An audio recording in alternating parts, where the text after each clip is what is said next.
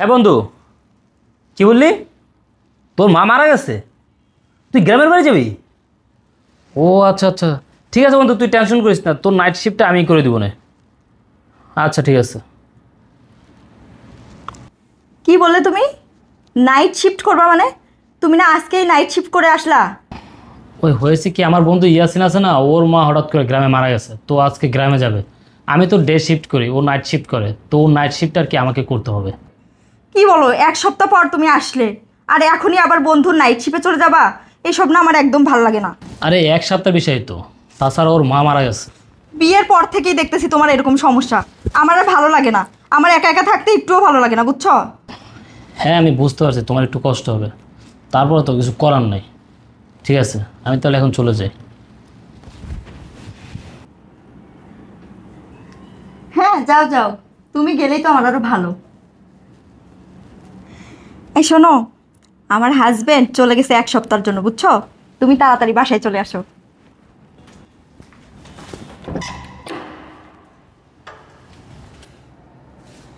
ও, তুমি চলে আসছো বেবি? কি যে বলো না বেবি, তুমি আসতে বলেছো আর আমি আসবো না? তার মধ্যে তোমার হাজবেন্ড বাসায় নেই, এই সুযোগটা কাজে লাগাতে হবে না বলো? আচ্ছা আর কথা বলতে হবে না, তাড়াতাড়ি ভেতরে আসো। আচ্ছা, তাড়াতাড়ি দরজা লাগিয়ে তুমি ভেতরে আসো। আচ্ছা।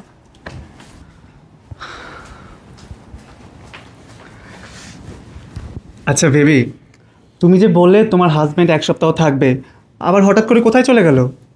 আরে আমার হাজবেন্ডের বন্ধু আছে না, ওর মা নাকি মারা গেছে, তাই আর কি এক সপ্তাহ নাইট আমার হাজবেন্ড করে দিতে গেছে। ওয়াও, তার মানে এক সপ্তাহ পুরোটাই বাসা ফাঁকা, আর এই এক সপ্তাহ আমি তোমাকে কাছে পাবো। ভালোই হয়েছে, এই এক সপ্তাহ আমি তোমার বাসা থেকে যাবো না, এখানেই থাকবো আর তোমাকে আদর করবো। শোনো, তুমি তো জানোই আমি তোমাকে কতটা ভালোবাসি। তুমি যতক্ষণ আমার কাছে থাকো না, ততক্ষণ আমার মনটা একদম ফুরফুরা থাকে। আর যখন আমার হাজবেন্ড পাশে আসে না, মানে আমার কি যে যন্ত্রণা হয় জানো, ওকে আমার দেখতেই ভালো লাগে না। তোমাকে না আমার খুব ভালো লাগে, আমি তোমাকে অনেক ভালোবাসি। আমিও বেবি, আমিও তোমাকে অনেক ভালোবাসি। আচ্ছা, এসব কথা বাদ দাও, তোমার কাছে আসলে না আমি একদম ঠিক থাকতে পারি না, শুধু তোমাকে আদর করতে ইচ্ছে করে। চলো। আরে এখন আবার কে কলিং বেল বাজাচ্ছে? তোমার হাজবেন্ড আসলো না তো? আরে না না, আমার হাজবেন্ড কিভাবে আসবে? ও তো এক সপ্তাহের জন্য গেছে নাইটে। ও আচ্ছা ঠিক আছে, যাও দেখে আসো কে আসলো। আচ্ছা তুমি দাঁড়াও, আমি দেখে আসতেছি। হ্যাঁ আচ্ছা যাও।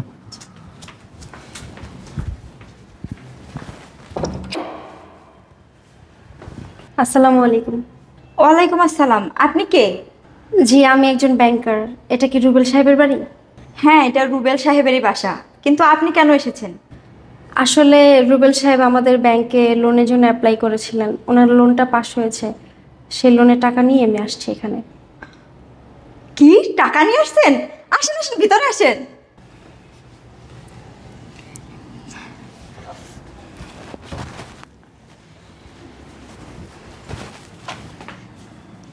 বসেন ম্যাডাম। আপনি রুবেল সাহেবকে ডাকুন। আপনি কে? জি আমি ব্যাংক থেকে আসছি। রুবেল সাহেব আমাদের ব্যাংকে লোনের জন্য অ্যাপ্লাই করেছিলেন, ওনার লোনটা পাস হয়েছে, সেই টাকায় আমি দিতে আসছি। ও তাই? আচ্ছা আপনি কি রুবেল সাহেব? হ্যাঁ আমি রুবেল সাহেব, আমি লোনের জন্য অ্যাপ্লাই করেছিলাম। বলুন ম্যাডাম কি করতে হবে? আচ্ছা আপনার হাজব্যান্ড ওয়াইফ এখানে সাইন করে আপনাদের টাকাগুলো বুঝে নেন।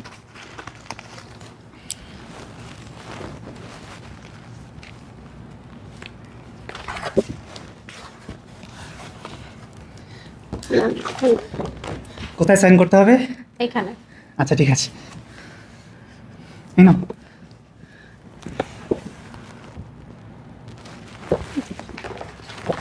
ঠিক আছে ধন্যবাদ।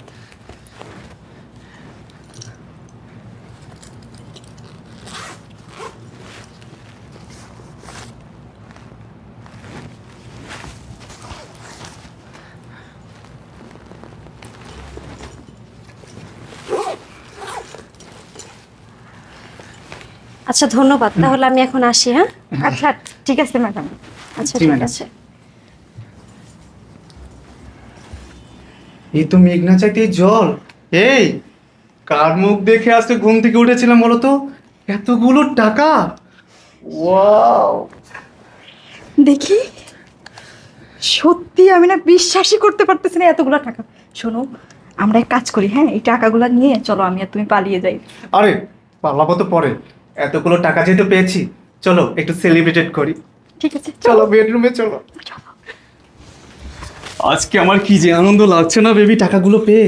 শোনো, আজকে তোমাকে এত আদর করবো সারা জীবনেও ভুলতে পারবে না। করে নাও বেবি, শেষ আদর। আজকেই তো এই বাসা থেকে চলে যাব, আজকেই শেষ রোমান্সটা করি। আচ্ছা চলো।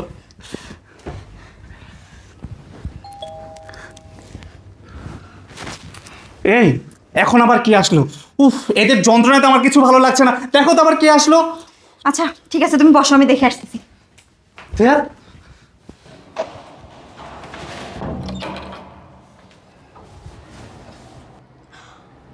আরে ম্যাডাম, আপনি পুলিশ নিয়ে আসছেন? আসেন স্যার, ভিতরে আসেন।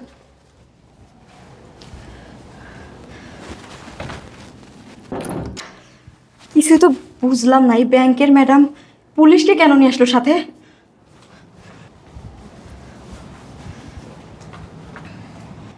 ম্যাডাম, আপনি আমার বাসায় আবার আসলেন?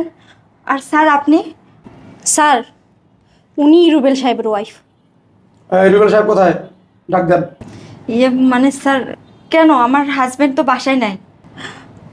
আপনি মিথ্যা কথা বলছেন কেন? হ্যাঁ, কিছুক্ষণ আগে আপনারা দুইজন মিলে সিগনেচার করে আমাদের ব্যাংকের লোনের টাকা নিছেন না?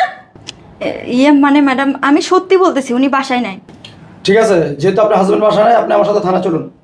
কি বলেন স্যার? আমি কেন থানায় যাব? আমি তো কিছু করি নাই। আপনাদের হাজব্যান্ড ওয়াইফের নামে ব্যাংক জালিয়াতি মামলা হয়েছে। কান টানলেই মাথা আসবে। আপনি নিয়ে গেলে আপনার সামনে সুরসুর করে এসে পড়বো। স্যার, স্যার আপনি আমাকে ধরে নিয়ে যাবেন না, আমি কিছু করিনি। আপনি আমাকে প্লিজ ধরে নিয়ে যাবেন না স্যার। মিষ্টি কার সাথে কথা? ম্যাডাম আপনি আবার আমার বাসায়? পুলিশ? স্যার আপনি, কিছু হয়েছে? আপনি কে? স্যার, উনি রুবেল সাহেব, ওনার হাজব্যান্ড। ওনার হাজব্যান্ড ওয়াইফ সাইন করে আমার থেকে টাকা রাখছে। আপনাদের নামে ব্যাংক জালিয়াতির মামলা হয়েছে। আপনার দুজন আমার সাথে থানা চলুন। স্যার কি বলেন? মামলা হয়েছে মানে? স্যার আমি তো রুবেল সাহেব না, আমি শ্রাবণ। এই মিথ্যা কথা বলেন কেন? আপনি রুবেল সাহেব না মানে? স্যার, এই লোকটাই রুবেল সাহেব। এই থানা চলুন। ম্যাডাম, স্যার বিশ্বাস করেন আমি রুবেল না, আমি শ্রাবণ। রুবেল তো ওর হাজবেন্ড। আসলে আমি হচ্ছি ওর প্রেমিক, ওর সাথে আমার একটা সম্পর্ক আছে। তবে এই ম্যাডাম লোনের টাকা দিতে আসছিল, আমি লোভে পড়ে টাকাগুলো নিয়ে নিয়েছি। আমি ওনাকে বলেছিলাম যে আমি রুবেল। বিশ্বাস করেন আমি শ্রাবণ, আমি রুবেল না। আপনি রুবেল সাহেব না, আপনার শ্রাবণ। রুবেল সাহেবের বাসা আপনি কি করেন? ইয়ে মানে স্যার আপনাকে বললাম না যে ওর সাথে আমার একটা অবৈধ সম্পর্ক আছে। আসলে আমরা দুজনকে অনেক ভালোবাসি। স্যার, ও সত্যি কথাই বলছে। ও আমার স্বামী না, আমার বয়ফ্রেন্ড। আর আমি আমার স্বামীকে ভালোবাসি না স্যার, আমি আমার স্বামীকে তাই ঠকাইছি। আপনাদের মুখের কথা হবে না। আমি ভিডিও করতেছি, আপনার জবানবন্দি দেন। দেন। জবানবন্দি? আচ্ছা ঠিক আছে দিচ্ছি। স্যার ও হচ্ছে রুবেলের ওয়াইফ, ও আমার গার্লফ্রেন্ড। ওর সাথে আমার একটা অবৈধ সম্পর্ক আছে। আর রুবেল যখন বাসায় না থাকে তখনই ওর সাথে এসে আমি সময় কাটাই। হ্যাঁ স্যার, ও ঠিক কথাই বলছে, ওর কোনো দোষ নাই। আমি আমার স্বামীকে প্রতিনিয়ত ঠকাই, আর আমি ওকে খুব ভালোবাসি। আপনাদের জবানবন্দি নিয়ে নিছি, এবার যা হবার কোর্টে হবে। স্যার আপনি আমাদেরকে মাফ করে দেন। আপনি তো বললেন জবানবন্দি দিতে হবে, জবানবন্দি তো দিলাম। আর আমরা তো সব সত্যি কথা বলেই ফেলেছি। আমাদেরকে এবারকার মতো মাফ করে দেন না স্যার। আপনাদের দুজনকে অনেক অনেক ধন্যবাদ, আপনারা দুজন যে কাজটা করছেন। স্যার ওই যে রুবেল সাহেব, ওই আসল আসামি, ওকে ধরুন স্যার। আমি কিছু করিনি, ওই ব্যাংক জালিয়াতি করেছে। কে আমাকে ধরবে আর কে আমাকে অ্যারেস্ট করবে? না উনি কোনো পুলিশ অফিসার, না উনি কোনো ব্যাংকার। তাহলে তাহলে এরা কারা? ওরা ওরা আমার লোক। তোদের দুজনের ভিতরে অনেক দিন ধরে অবৈধ সম্পর্ক চলতেছে। তোরা দুজন আমার অনেক দিন ধরে ঠকাইতেছিস। তোদেরকে অনেকদিন ধরে ধরার চেষ্টা করতেছি, কিন্তু কিছুতেই পারছিলাম না, তাই এরকম একটা নাটক করলাম। এখন তো তোদের ভিডিও স্টেটমেন্টও আমার কাছে আছে। এখন তোদের বিরুদ্ধে আমি আইনগত ব্যবস্থা নিতে পারবো।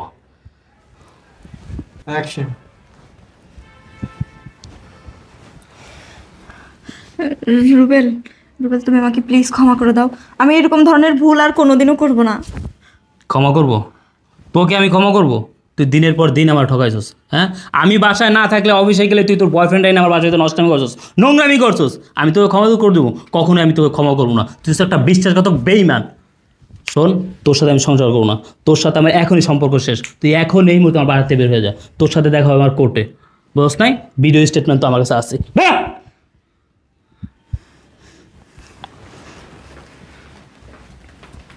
আর আপনাদেরকেও ধন্যবাদ, আপনারা আমাকে হেল্প করছেন।